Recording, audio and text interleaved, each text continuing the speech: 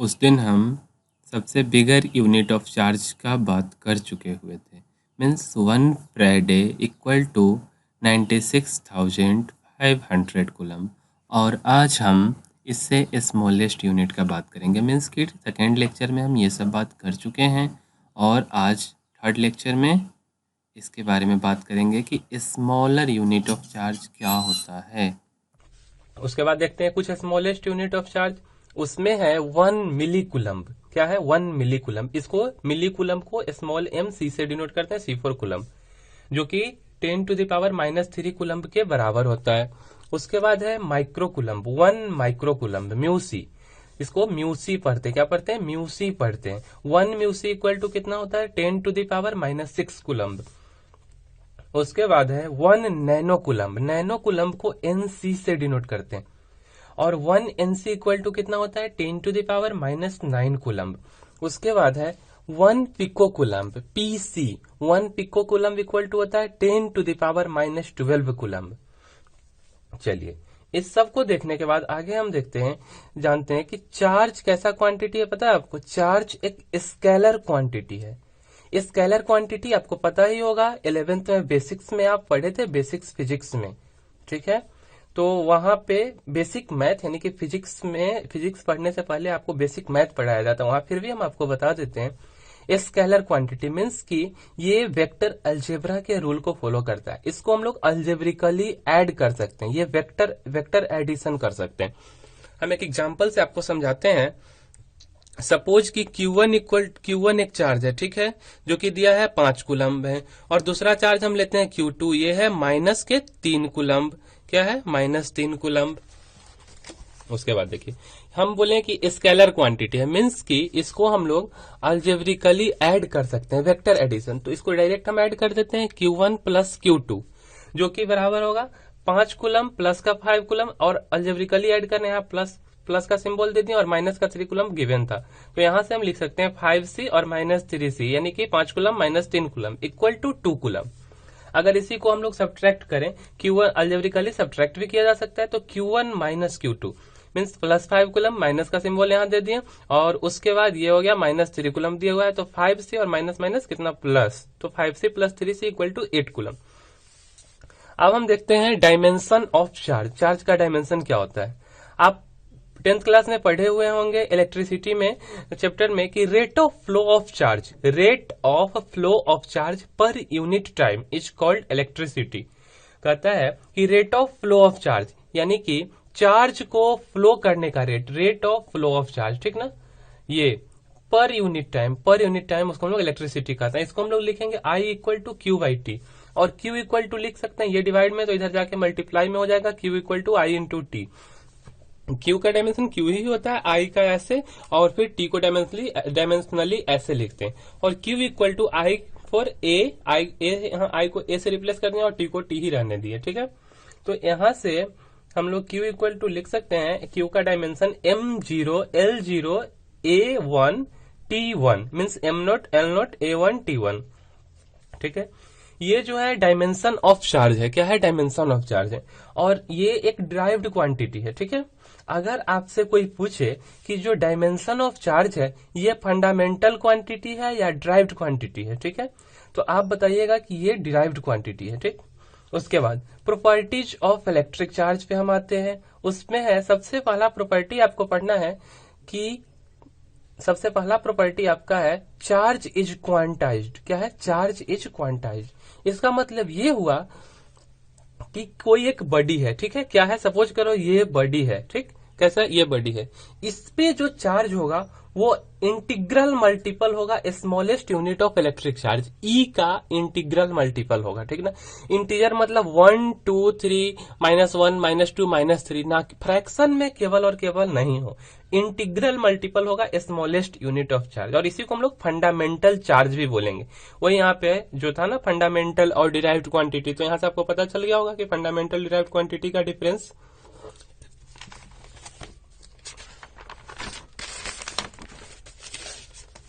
चलिए, उसके बाद हम यहाँ पे देखे थे ये चार्ज इज क्वांटाइज्ड मीन्स कि आप यहां से लिख सकते हो Q = ±NE। जहां E इक्वल टू क्या होगा 1.6 इंटू 10⁻⁻19 कूलम, और कैपिटल N यहाँ पे इंटीजर होगा 1 2 3 और कुछ भी हो सकता है -1 -2 -3, और केवल फ्रैक्शन में नहीं होना चाहिए। तो आप देख सकते हैं कि किस टाइप का चार्ज एग्जिस्ट करेगा और किस टाइप का नहीं करेगा। सपोज ये +3 है, यहाँ -2 है, यहाँ +5 है, यहाँ पे सीधा +7 है, यहाँ पे -9 है। इस टाइप का जो फॉर्मेट होगा, मीन्स कि यहाँ देखिए आप लोग फ्रैक्शन में नहीं है, तो जब फ्रैक्शन में नहीं है, इंटीग्रल मल्टीपल है किसका, ई का 7 भी इंटीग्रल मल्टीपल है, ई का 3 भी है इंटीग्रल मल्टीपल ऑफ ई, 2 भी है इंटीग्रल मल्टीपल ऑफ ई। तो ये जो होगा एग्जिस्ट करेगा, ये एग्जिस्टेबल नेचर ऑफ चार्ज है। ये देखिए यहाँ फ्रैक्शन में है -1/2e, -3/2e, +9/2e, +3/2e, +11/2e, ये एग्जिस्ट नहीं करेगा क्योंकि ये जो है फ्रैक्शन में है, और जो फ्रैक्शन में रहता है उसका नेचर एग्जिस्टेबल नेचर ऑफ चार्ज नहीं होता है, क्योंकि चार्ज फ्रैक्शन में नहीं हो सकता है। ठीक है, अब आपसे आप एक क्वेश्चन देखते हैं, दिया हुआ है आपको सर्टेन चार्ज दिया हुआ है, बोल रहा है विच of the following charge is possible on any object. कोई ऑब्जेक्ट है, जैसे हम आपको ये ऑब्जेक्ट लेकर के हम बताए हैं, ठीक है, तो अगर आपको दिए हुआ है कि इस ऑब्जेक्ट पे इन चारों में से कौन सा चार्ज हो सकता है और कौन नहीं हो सकता है, तो हम सब कैलकुलेट करेंगे, देखेंगे कि कौन चार्ज फ्रैक्शन में नहीं है। जो फ्रैक्शन में नहीं होगा वो हो सकता है, देखिए +11/2e electron integral multiple of e है, तो ये नहीं हो सकता क्योंकि फ्रैक्शन में। ये -3/2e है, ये भी नहीं हो सकता क्योंकि ये भी फ्रैक्शन में है। उसके बाद +9 ये हो सकता है क्योंकि ये फ्रैक्शन में नहीं है। हम आपको बताए भी है कि जो फ्रैक्शन में नहीं होगा वही जो है मीन्स कि इंटीग्रल मल्टीपल ऑफ ये होना चाहिए, इंटीग्रल मल्टीपल ई का। अगर फ्रैक्शन में हुआ तो इसका नेचर एग्जिस्टेबल नेचर नहीं होगा मीन्स। और उसके बाद -7.5 ये भी फ्रैक्शन में होगा, तो ये भी नहीं होगा। दूसरा क्वेश्चन देखते हैं, which of the following charge are possible. आपको एक क्वेश्चन है, इसमें दे रहा है कि ये 4 चार्ज दिए हुआ है, इसमें से कौन सा चार्ज पॉसिबल हो सकता है। ये क्वेश्चन आता भी है, कभी कभी बोर्ड में भी पूछा जाता है, और नीट में कभी हो सकता है पूछा भी जाए, ना भी पूछा जाए। ठीक है, सपोज करो कि यही बॉडी है, इस टाइप का 2-4 बॉडी है, इस पे इस फॉर्मेट का चार्ज दिया हुआ है, और आपको बोल रहा है कि कौन सा चार्ज इस बॉडी पे हो सकता है, तो कैसे आप फाउंड आउट करोगे। तो इस टाइप के क्वेश्चन का आपके सबसे पहला स्टेप ये होगा ना कि आप कैपिटल N का वैल्यू निकालो। क्या निकालो, इंटीजर का वैल्यू निकालो। ठीक है, उसके बाद अगर n इंटीजर आता है 1 2 3 -1 -2, तो क्या होगा, उस बॉडी पे चार्ज एग्जिस्ट करेगा, नहीं तो उस बॉडी पे वो चार्ज नहीं एग्जिस्ट करेगा। तो हम लोग इस क्वेश्चन में भी कुछ ऐसा ही करेंगे। उसके बाद देखिए, मेरा सबसे पहला है -8 इंटू 10⁻⁻19 कूलम। ठीक है, इसी को सबसे पहले देखते हैं। ठीक, तो Q equal to -8 into 10⁻⁻19 coulomb है। ठीक है, ये यहाँ पे माइनस है, मीन्स Q इक्वल टू, यहाँ जो हम फॉर्मूला देखे थे +-NE, पॉजिटिव भी हो सकता है निगेटिव भी हो सकता है, तो निगेटिव के लिए हम लोग -NE लेंगे। ठीक है, -NE, तो Q इक्वल टू क्या लिखेंगे, -8 इंटू 10⁻⁻19 कूलम, ये तो दिया है, और Q इक्वल टू -NE, तो -NE इस साइड लिखेंगे, और -8 इंटू 10⁻⁻19 कूलम, माइनस से माइनस कैंसिल आउट हो जाएगा। उसके बाद n इंटू 1.6 इंटू 10⁻⁻19, ई का वैल्यू डालिएगा 1.6 into 10⁻⁻19 coulomb equal to 8 into 10⁻⁻19 coulomb. 10⁻⁻19 coulomb, ये दोनों कैंसिल हो जाएगा, कूलम से कूलम, और ये। ठीक है, उसके बाद n इंटू 1.6 इक्वल टू 8 बचेगा, जिसको आप लिख सकते हैं n equal to 8 divided by 1.6। Point को हटाइएगा तो ऊपर एक 0 जाएगा, 80/16 लिखाएगा, 16 5 जा 80, यानी कि 5 एक इंटीजर है तो पॉसिबल हो सकता है। दूसरा हमारा दिए हुआ है Q equal to 4 into 10⁻⁻19 coulomb, यहाँ पॉजिटिव है तो यहाँ से आप क्या लेंगे, Q इक्वल टू +NE। ठीक है, +NE लेंगे, तो Q equal to 4 into 10⁻⁻19 coulomb, Q equal to +NE, means की +NE equal to +4 into 10⁻⁻19 coulomb, N into E का वैल्यू डालेंगे 1.6 into 10⁻⁻19 coulomb equal to 4 into 10⁻⁻19 coulomb. 10⁻⁻19 coulomb से ये दोनों कैंसिल आउट हो जाएगा, बचेगा n इंटू 1.6 इक्वल टू 4, और इसी को लिख सकते हैं n equal to 4 divided by 1.6, point हटेगा, पॉइंट को आप हटाइएगा, ऊपर एक जीरो जाएगा, 40/16। इसको आप 8 से जब कैंसिल आउट कीजिएगा तो 8 5 जा 40, 8 5 40 और 16, 8 दूनी 16, यानी कि 5/2 जो कि फ्रैक्शन है, तो ये तो पॉसिबल होगा नहीं। अब तीसरा देखते हैं। तीसरा में हमको दिए हुआ है q equal to 6.4 into 10 to the power -19 coulomb. यहाँ पॉजिटिव है, पॉजिटिव के लिए हमको वैल्यू लेना था q equal to plus n, ठीक है, plus n equal to plus 6.4 into 10 to the power -19 coulomb. यहां से आप लिख सकते हैं n into 1.6 into 10 to the power -19 coulomb, e का value equal to 6.4 into 10 to the power -19 coulomb, ठीक है। उसके बाद n इक्वल टू आप लिख सकते हो ये तो कैंसिल आउट हो जाएगा कुलम्ब से कुलम्ब, और ये दोनों, ये पूरा कैंसिल हो जाएगा। उसके बाद 6.4 डिवाइडेड बाई 1.6, दोनों का डेसिमल हटाइएगा तो एक एक जीरो जाएगा, और इसको कैंसिल आउट आप कर सकते हैं 64/16। तो यहां से 16 4 जा 64, यानी कि 4 एक इंटीजर आया, ये भी पॉसिबल हो सकता है। चौथा हमारा वैल्यू है q equal to -9.1 into 10 to the power -19 coulomb. यहाँ माइनस लगा है तो q का वैल्यू आपको क्या लेना, -ne, ठीक है। तो -ne equal to -9.1 into 10 to the power -19 coulomb, ठीक। माइनस से minus cancel out, n into e का वैल्यू डालिएगा 1.6 into 10 to the power -19 coulomb equal to -9.1 into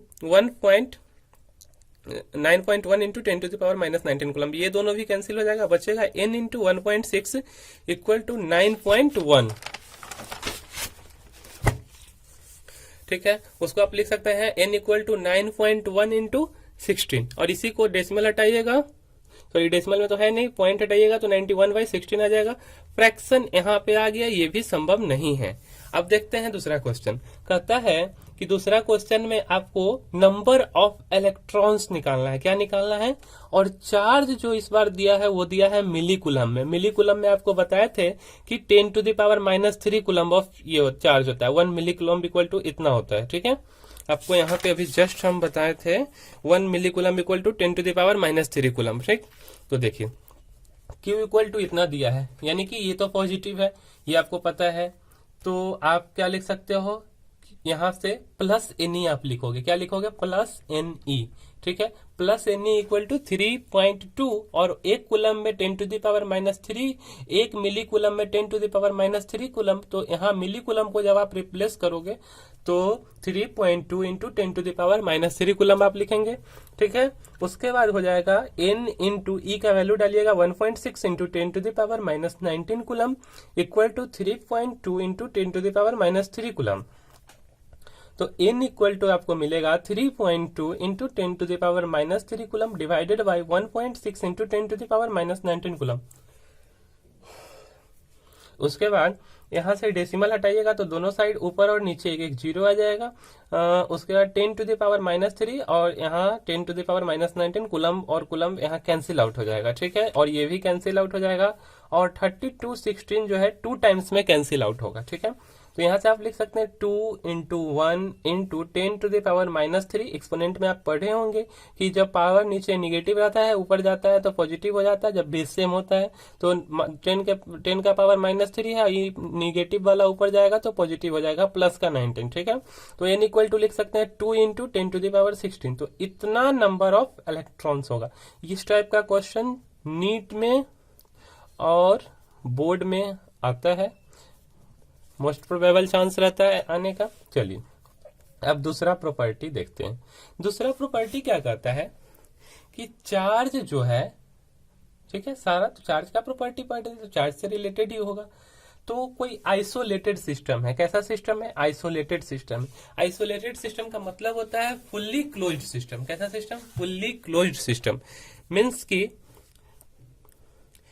कोई कनेक्शन नहीं होगा उस दोनों के बीच में, ठीक। तो आइसोलेटेड सिस्टम का जो चार्ज होता है वो हमेशा कंजर्व्ड होता है, ठीक है। कैसा होता है? कंजर्व्ड होता है। Charge of an isolated system is always conserved. इसका मतलब ये हुआ कि चार्ज ना ही क्रिएट हो सकता है ना ही डिस्ट्रॉय हो सकता है। Charge can not be created nor be destroyed. और हम एक और छोटा सा पॉइंट में कह सकते हैं कि algebraic sum of charge of an isolated system is constant. Means कि अगर उसको अल्जेब्रिकली आप जोड़िएगा आइसोलेटेड सिस्टम के चार्ज को तो क्या होगा, कांस्टेंट होगा। यहां से एक फॉर्मूला आता है कि summation Q equal to constant, ठीक है। और उसी से आप कह सकते हैं कि इनिशियल क्यू यानी कि इनिशियल सिस्टम में जो चार्ज होगा वो Q equal to final system, और इसी को हम लोग कंजर्वेशन ऑफ चार्ज बोलते हैं। इसको हम एग्जांपल से आपको समझाएंगे भी। इस टाइप का केस आप पढ़े भी हैं लिनियर मोमेंटम में भी। इनिशियल लिनियर मोमेंटम जो है कि फाइनल लिनियर मोमेंटम के बराबर होता है, 11th क्लास में आप पढ़े थे। उसके बाद इनिशियल, उसी में वर्क पावर एनर्जी में पढ़े थे, initial energy equal to final energy, जहां पर आप वर्क एनर्जी थ्योरम लगाते थे। एनर्जी इज कंजर्व्ड के केस में वर्क पावर एनर्जी, थोड़ा सा आप ध्यान कीजिएगा तो आपको याद आ जाएगा। उसके बाद ये एक सिस्टम हम ले रहे हैं, ये सिस्टम है, ठीक है। इसमें 5 कूलम्ब का एक चार्ज रखा हुआ है। ये बॉडी है, ये एक बॉडी है और ये एक बॉडी है। इस पे -4 कूलम्ब है, ये प्लस का 12 कूलम्ब है, ठीक है। और एक और सिस्टम इससे कनेक्टेड है, यहाँ +8 कूलम्ब है, यहाँ -2 कूलम्ब है और यहाँ पे क्यू है। यहाँ पे चार्ज हमको पूछा जा रहा है। ये दोनों एक आइसोलेटेड सिस्टम है, ठीक है। और ठीक है, तो यहाँ पे पूछा जा रहा है कि चार्ज क्या होगा। तो जब हम यहाँ कनेक्शन देंगे, मीन्स कि वायर यहाँ जोड़ेंगे, ठीक, कोई दिक्कत। जब वायर जोड़ दिए तो हम आपको अभी क्या बताए हैं, Q initial equal to Q final. Initial system का जो चार्ज होगा वो फाइनल सिस्टम का बराबर होगा in case of isolated system. तो कौन सा प्रॉपर्टी लगेगा बताइए। आपको पता है कि यहाँ पे आप ऐसा प्रॉपर्टी लगाते आ रहे हैं, तो यहाँ पे लगेगा by conservation of charge. Conservation of charge का शॉर्ट नाम भी आपको पता है कि सीओसी बोलते हैं, सीओसी। तो आप इनिशियल सिस्टम देखिए, प्लस का 5 माइनस का 4 प्लस का 12, अलजेब्रिकली आप ऐड कर सकते हैं, ये भी आपको पता है। और इक्वल टू लिख सकते हैं प्लस का 8 कूलम माइनस का 2 कूलम और प्लस का क्यू, ठीक है। तो 5 12 5 17, 17 में से 4 गया 13 coulomb. 13 coulomb equal to 9 6 15, sorry 9 नहीं, क्यू है, मिस्टेक, क्यू है, ये क्यू है। तो 8 में से 2 कूलम गया 6 कूलम और प्लस का क्यू, ठीक है। मीन्स की Q equal to 7 coulomb. Okay,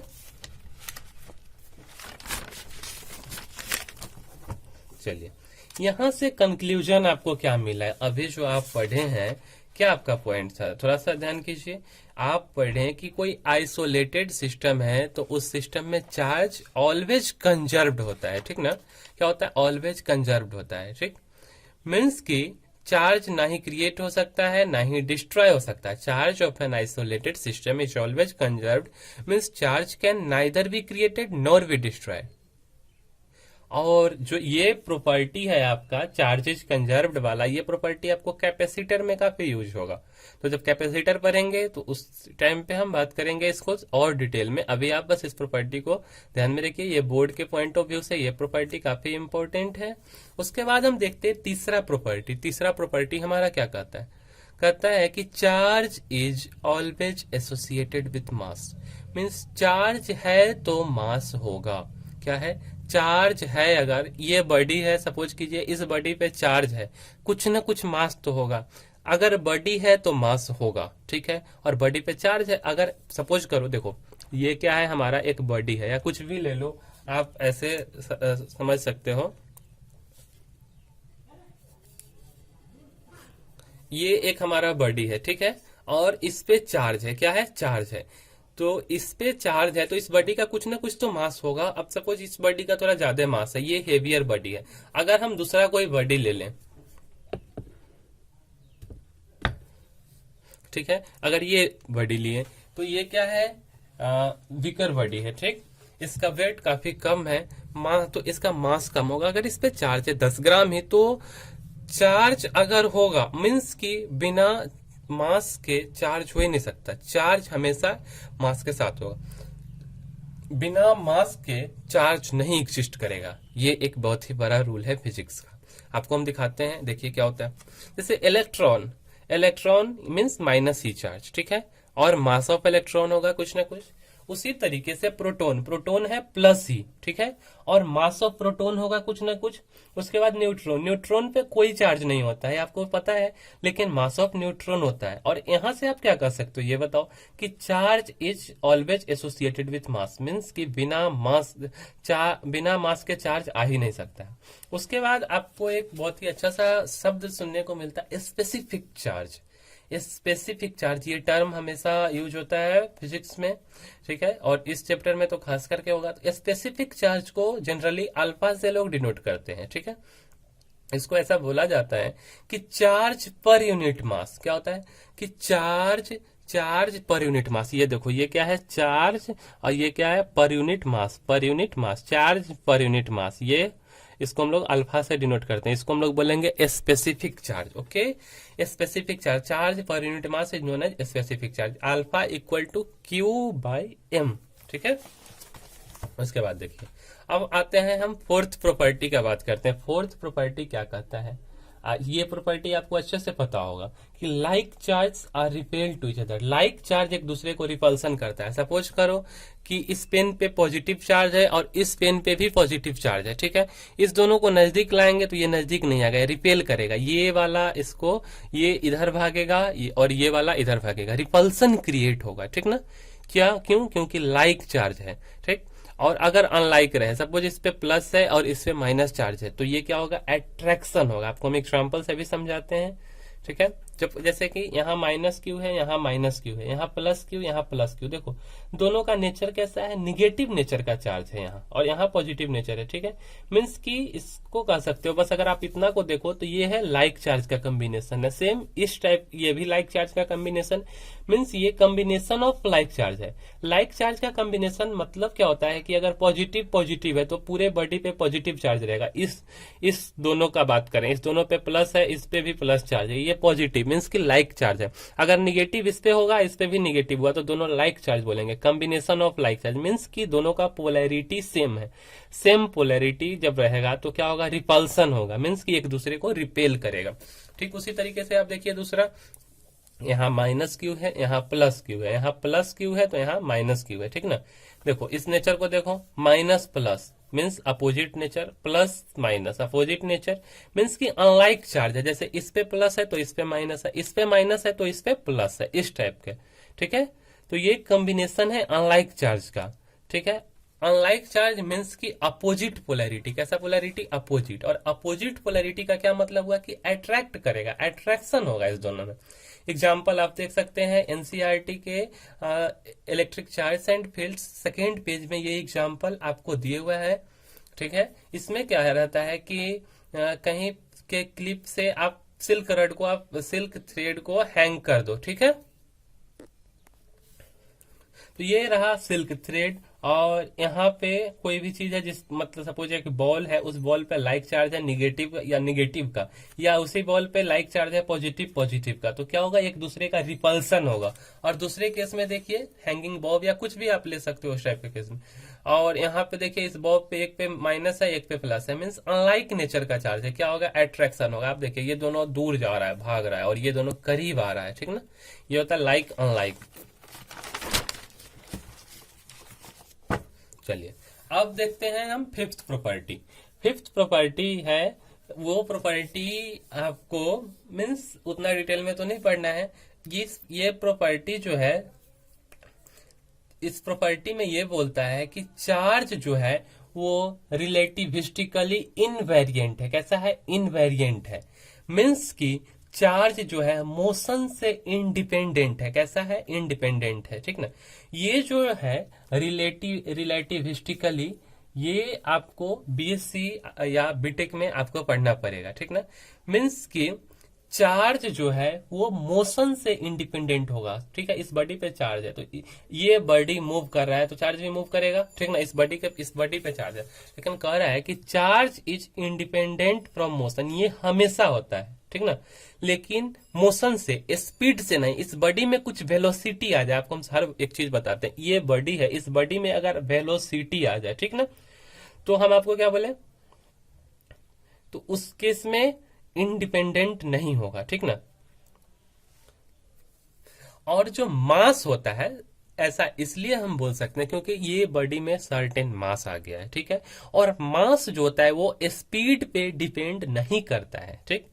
speed जो है वो बहुत ही स्मॉल होगा अगर लाइट के स्पीड के कंपैरिजन में, तो ये सब हम रिलेटिविस्टिक मैकेनिक्स में पढ़ते हैं, ये आगे पढ़ना है, इतना आपकी जानकारी का चीज है नहीं, तो आप नॉर्मली बस इतना समझो। हम साइड में आपको इस चीज को लिख भी दिए हैं कि charge is independent from motion always, charge जो है मोशन से इंडिपेंडेंट होता है, लेकिन मास के केस में ऐसा नहीं होता, जो कि अभी हम आपको बताए हैं। But mass not depend on speed, speed जो होता है वो काफी स्मॉल होता है लाइट के स्पीड में, लेकिन स्पीड होगा। ये सब रिलेटिविस्टिक मैकेनिक्स में पढ़ना है, साइड में लिखते हैं ऐसे ही नॉलेज के लिए। ये जो है आपको हम लिखे हैं नॉलेज के लिए, इससे आपको कुछ लेना देना है नहीं, फिर भी हल्का सा आप देखिए तो समझ में आएगा आपको। चार्ज रेस्ट में बराबर चार्ज मोशन में। अब आप देखो, ये मेरा हाथ है, ठीक है, इस हाथ पे क्यू चार्ज है, ठीक, ये चार्ज क्या है, रेस्ट में है। क्या चीज में है, रेस्ट में, ठीक। इसी चार्ज को, ये चार्ज रेस्ट में है और इनिशियली, और ये चार्ज मोशन में आ जाए, ठीक ना, तो इस पे कोई फर्क नहीं पड़ेगा। मीन्स कि ये दोनों बात, रेस्ट बराबर मोशन सेम रहेगा, ऑलवेज ट्रू रहेगा, ठीक ना। चार्ज के केस में चार्ज रेस्ट में इक्वल होगा चार्ज मोशन में, ओके। लेकिन मास के केस में ऐसा नहीं होता है। मास रेस्ट में बराबर हो भी सकता है मोशन में और नहीं भी हो सकता है मोशन में। आपको एग्जांपल से समझाते हैं। जैसे सपोज ये कोई बॉडी है या कोई ऑब्जेक्ट है, रेस्ट में है, इस पे क्यू चार्ज है और एम नोट है, मास है इसका, ये रेस्ट मास है, और ये क्यू चार्ज है, यहाँ एम मास है और इसका भी वेलोसिटी दे दिया गया है, ठीक है, क्या है, भी वेलोसिटी। तो ये फॉर्मूला आपको आगे पढ़ना है। एम इक्वल टू फॉर्मूला है m naught root divided by root under 1 minus v by c का होल स्क्वायर, जहां एम नोट जो होता है वो रेस्ट मास होता है। देखो कैसे होता है, अगर जो वेलोसिटी भी है इसको हम लोग सी बाई टू दे दिए, क्या देती है, सी बाई टू, वी के जगह पे, तो V by C equal to कितना लिख सकते हैं, 1/2, V by C equal to 1/2, और अगर इसका स्क्वायर करोगे तो कितना लिखोगे, 1/4। एम इक्वल टू आप कितना लिख सकते हो, m naught divided by root under 1 minus b by c के जगह 1/4, यहाँ आ गया 2 divided by root 3 m naught, 2 divided by root 3 m naught, ठीक है। यहाँ जो मास एम था, एम जो मास है, सॉरी ये जो मास है, ये एम नोट से बड़ा हो गया जब वेलोसिटी आ गया, तो मीन्स की मास बढ़ गया, क्या हुआ, मास बढ़ गया, ठीक है। लेकिन ये आपको रिलेटिविस्टिक मैकेनिक्स का केस है। लेकिन अभी जो आपको पढ़ना है उस केस में क्या रहता है ना, कि आपको दिया रहेगा वेलोसिटी 20 मीटर पर सेकेंड है, 30 मीटर पर सेकेंड है, 40 मीटर पर सेकेंड है, इस टाइप का केस रहता है, ठीक है। ये v बाई सी अगर आप लिखोगे, मीन्स की सी यहाँ कुलम्ब नहीं है, ये स्पीड ऑफ लाइट है, ठीक है। तो आप क्या लिख सकते हो, सी का वैल्यू आपको तो पता है 3 × 10⁸ कुलम्ब, ठीक ना। तो 3 × 10⁸ मीटर पर सेकेंड, तो यहां से आप कह सकते हो, लिखोगे 2/3 × 10⁻⁻9। ये जो वैल्यू आया है ये 1 से काफी छोटा है। इस केस में क्या होगा, m बराबर m नोट हो जाएगा, ठीक है ना। ये रिलेटिविस्टिक मैकेनिक्स का केस है। तो आप लोग में ऐसा इस टाइप का क्वेश्चन आता है। यहाँ देखो m बराबर m नोट का केस आ गया, ठीक ना। क्यों, क्योंकि देखो यहाँ ये बहुत ही छोटा है 1 से, कितना है, मीन्स ये जो वैल्यू है ये बहुत छोटा है, और बहुत छोटा है। और आप यहाँ फॉर्मूला में आप देखो ये जो वैल्यू है, मीन्स क्या है, आपको v by C equal to इतना आया, m बराबर m नोट, बहुत छोटा है। तो आप 1 माइनस इसका, 1 में से ये समुद्र है, इसमें से आप थोड़ा निकाल लोगे, 1 लोटा पानी, 2 लोटा, तो क्या इसको कोई फर्क पड़ेगा, तो m बराबर m नोट हो जाएगा यहाँ से। ये आपको समझ में आया। चलिए आगे बढ़ते हैं क्वेश्चन पे, देखते हैं। क्वेश्चन बोल रहा है कि when a body is in rest, कोई बॉडी है जो कि रेस्ट में है और उसके ऊपर में 10 कूलम्ब चार्ज है, ठीक है। ये बॉडी है, ये रेस्ट में, लो रेस्ट में रख दिए, ठीक है। इसके ऊपर हम क्या किए, 10 कूलम्ब चार्ज दे दिए, ठीक, क्या किया, 10 कूलम्ब चार्ज दे दिए, और स्पीड ऑफ लाइट या उससे ज्यादा से इसको थ्रो कर दिए, क्या कर दिए, फेंक दिए। तो बोल रहा है चार्ज क्या होगा, speed of light, increase, decrease, remains constant या नन ऑफ दीज, ठीक है। इंक्रीज, डिक्रीज, रिमेन्स कांस्टेंट, तो क्या होगा, रिमेन्स कांस्टेंट। क्यों, क्योंकि m बराबर m नोट आ गया मास। तो वेलोसिटी पहले इनिशियल में हम आपको बताया था m नोट था रेस्ट मास, और यहाँ पे वेलोसिटी m, लेकिन हमारे फॉर्मूला से क्या प्रूफ हुआ, m बराबर m नोट, ठीक ना। तो रिमेन्स कांस्टेंट रहेगा। अब बात करते हैं electric charge Q। Electric charge को Q से डिनोट करते हैं, स्मॉल q लो या आप इसको कैपिटल Q बोलो, ठीक ना। तो आप देखिए इसमें भी तीन चीज आता है कि इलेक्ट्रिक चार्ज रेस्ट में हो और उसको यूनिफॉर्म वेलोसिटी से आप मूव, रेस्ट में हो यूनिफॉर्म वेलोसिटी से या यूनिफॉर्म मोशन में, या तो नॉन यूनिफॉर्म वेलोसिटी से आप उस चार्ज को मूव करा दो, ठीक ना। तो सबसे पहला हम केस देखते हैं, ये इंपॉर्टेंट है, ये आपको बोर्ड में पूछता भी है कभी कभी। इसमें से इसका तीसरा प्रॉपर्टी जो है ये नीट में एक दो बार पूछे भी हुआ है। तो पहला प्रॉपर्टी है इसमें इलेक्ट्रिक चार्ज में कि चार्ज अगर रेस्ट में हो, क्या हो, रेस्ट में हो, तो रेस्ट में जब कोई चार्ज रहेगा ना, डिटेल में इलेक्ट्रिक फील्ड में पढ़ेंगे, तो वो इलेक्ट्रिक फील्ड प्रोड्यूस करेगा, केवल क्या करेगा, केवल और केवल इलेक्ट्रिक फील्ड, उसके सिवाय कुछ भी नहीं, ठीक है। अगर उसी चार्ज को यूनिफॉर्म वेलोसिटी से मूव करा दें, क्या करा दें, उसी रेस्ट वाले चार्ज को यूनिफॉर्म वेलोसिटी से मूव करा दें, तो वो इलेक्ट्रिक फील्ड तो प्रोड्यूस करेगा ही, as well as magnetic field भी प्रोड्यूस करेगा, ठीक ना। जैसे आपको आप देखे होंगे, सपोज जैसे जो बिजली प्रोड्यूस होता है, ठीक है, उसमें उसका कंसेप्ट आपको हल्का सा समझाते हैं। मोटर जनरेटर या डायनेमो आप देखे होंगे, उसमें क्या होता है कि इस टाइप का ये रोटर रहता है और इस पे कॉइल लपेटा रहता है, ठीक। इस रोटर को मूव कराते हैं, जब मूव कराते हैं इस पे चार्ज आता है, तो ये चार्ज क्या होता है, मूव कर जाता है, ठीक। मीन्स कि इसमें कुछ ना कुछ वेलोसिटी आ जाता है, हो सकता है कि यूनिफॉर्म भी हो, नॉन यूनिफॉर्म भी हो। तो ये तो इलेक्ट्रिक फील्ड रेस्ट में था तो प्रोड्यूस कर ही रहा था, ठीक है, और इसको हम मूव करा दिए, मूव हो गया, मूव हो रहा है, ठीक, ऐसे ऐसे ऐसे मूव हो रहा है, तो क्या होगा, ये मैग्नेटिक फील्ड भी प्रोड्यूस करा दिए। लेकिन यूनिफॉर्म में इलेक्ट्रिसिटी जनरेट नहीं होगा, यूनिफॉर्म रहेगा तो क्यों, ठीक है। उसके बाद तीसरा में बताते हैं आपको कि जब उसी चार्ज को नॉन यूनिफॉर्म वेलोसिटी से मूव करा दें, ठीक ना, किस वेलोसिटी से, नॉन यूनिफॉर्म वेलोसिटी से, तब क्या होगा, या उसमें कुछ एक्सलरेशन दे दें, ये जो है नॉन यूनिफॉर्मली, पहले तो यूनिफॉर्मली मूव कर रहा था, अब ये नॉन यूनिफॉर्म हो गया, तो क्या होगा, इलेक्ट्रिक फील्ड प्रोड्यूस करेगा, मैग्नेटिक फील्ड और ईएम वेव भी, मींस की एनर्जी को रेडिएट करने लगेगा, और एनर्जी रेडिएट करेगा तो करंट जनरेट हो जाएगा, ठीक ना। ये आपको जो इलेक्ट्रोमैग्नेटिक वेव है, ये आपका सिलेबस है बीएससी या बीटेक, आप कहीं भी जाओ, आईआईटी या किसी कॉलेज में जाओ तो आपको ये पढ़ना है, ठीक ना। ये जो है इलेक्ट्रोमैग्नेटिक वेव जो होता है रेडिएट होगा, ये आपको मेंस में, नीट में, बोर्ड में, इस सब में ये पूछा हुआ है। एडवांस का ये सिलेबस नहीं है, बस इस तीनों का ये सिलेबस है। अब आइए देखते हैं मेथड ऑफ चार्जिंग, चार्जिंग कैसे करते हैं, और कह सकते हो कि कोई न्यूट्रल बॉडी कैसे चार्ज हो सकता है। जैसे ये सपोज करो न्यूट्रल बॉडी है, इसको हम कैसे चार्ज करेंगे, या हम दो न्यूट्रल बॉडी ले लेते हैं, ठीक है, क्या करते हैं, दो न्यूट्रल बॉडी ले लेते हैं और इस बॉडी से हम क्या करते हैं, चार्ज प्रोड्यूस कर देते हैं। इस सब के बारे में हम लोग मेथड ऑफ चार्जिंग में पढ़ेंगे। तो मेथड ऑफ चार्जिंग मीन्स कि चार्जिंग कैसे होता है, कोई बॉडी, ये बॉडी अगर चार्ज हो गया तो ये कैसे हुआ, हाउ इज इट पॉसिबल।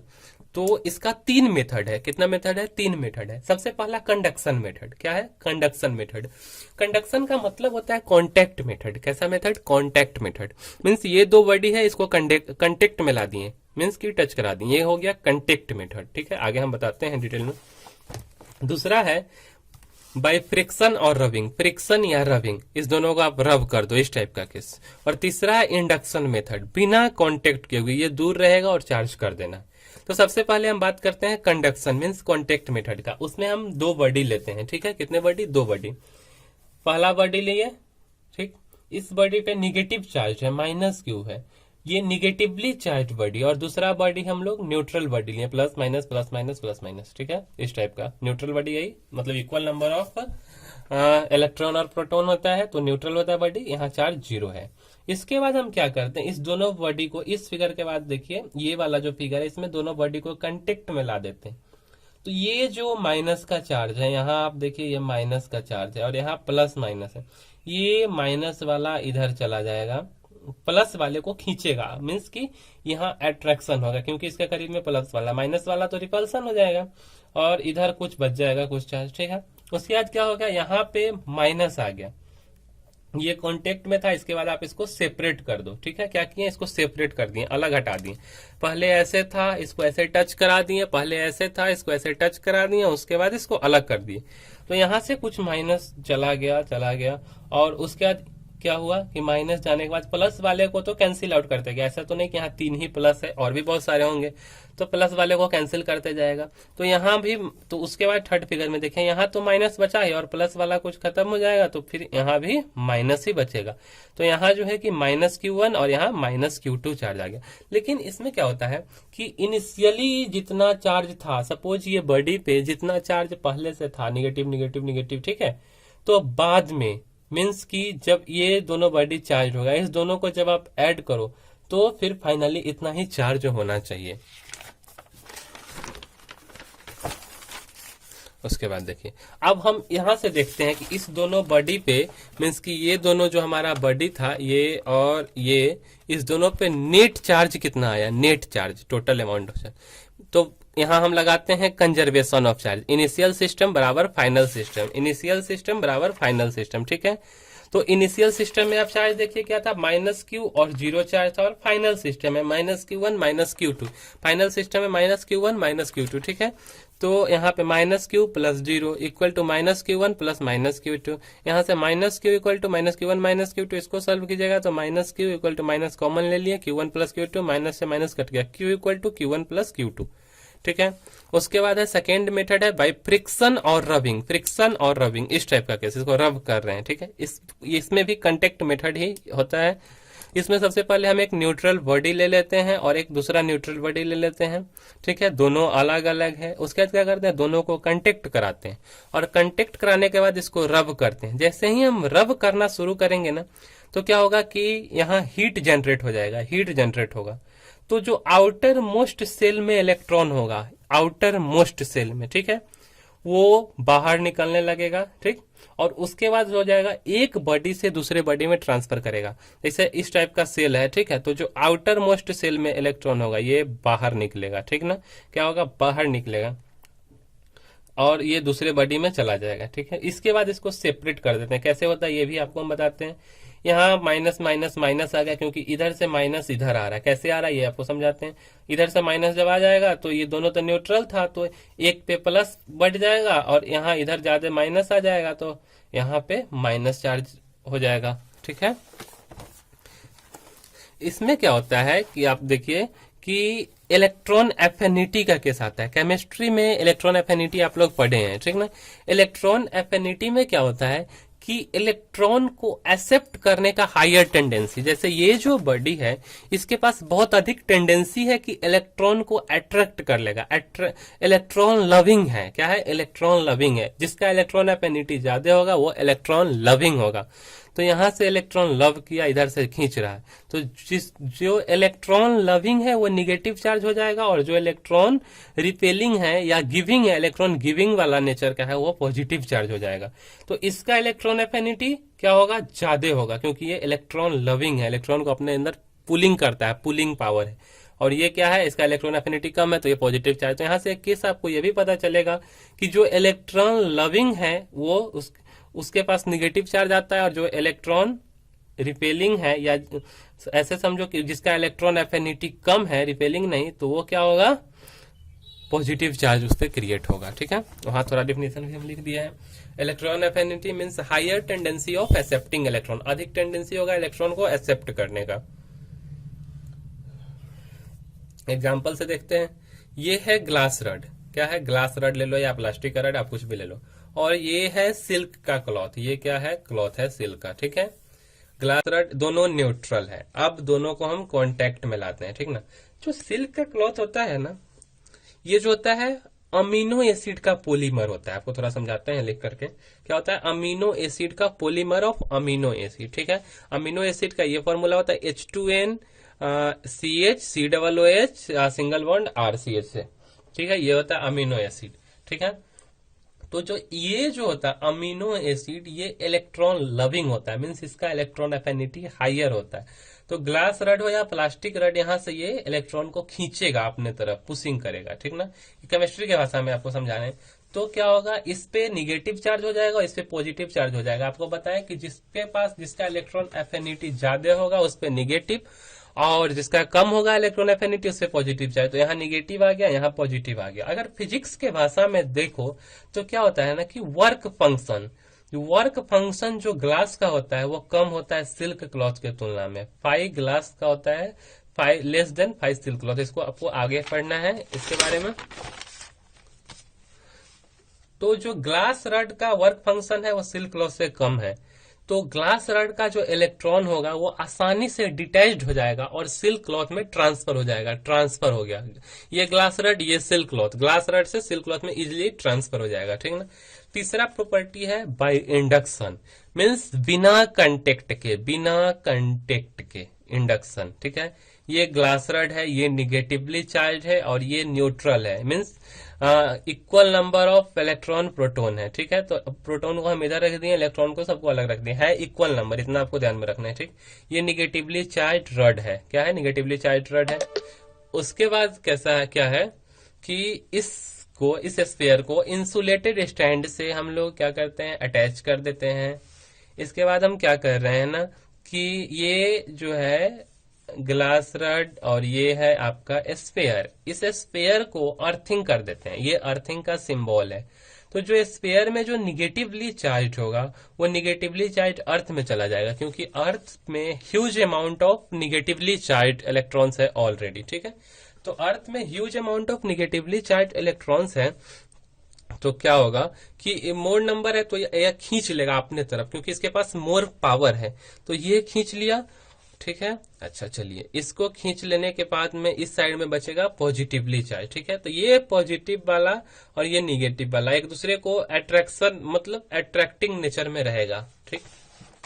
इस टाइप का देखिए ना, अट्रैक्टिंग नेचर में ये निगेटिव वाला चला जाएगा, इस पे क्या बचेगा, पॉजिटिव, और यहाँ पे निगेटिव रहेगा। इसको अगर अलग हटा दे तो देखिए तीसरा फिगर में इधर पूरा पॉजिटिव हो गया, इधर पूरा निगेटिव हो गया, क्योंकि निगेटिव तो अर्थ में चला गया था। अगर इसी टाइप में अगर हम ग्लास रड में पॉजिटिव ले लें तो और ग्लास स्फीयर तो हमारा न्यूट्रल था, तो ग्लास रड में पॉजिटिव लिए तो इस साइड कैसा रहेगा, निगेटिव रहेगा, आ जाएगा, ठीक। और इस साइड कैसा रहेगा, पॉजिटिव आ जाएगा, क्योंकि प्लस वाले के साथ निगेटिव वाला अट्रैक्शन के केस में रहेगा। अगर यहाँ निगेटिव रहता तो यहाँ पॉजिटिव आ जाता, ठीक है। तो यहाँ निगेटिव आ गया, यहाँ इंसुलेटिंग स्टैंड है तो यहाँ तो प्लस ही रहेगा। और ये जो प्लस है तो अर्थ में आपको हम अभी बताएं कि huge amount of negative charge का बहुत बड़ा अमाउंट है, ठीक।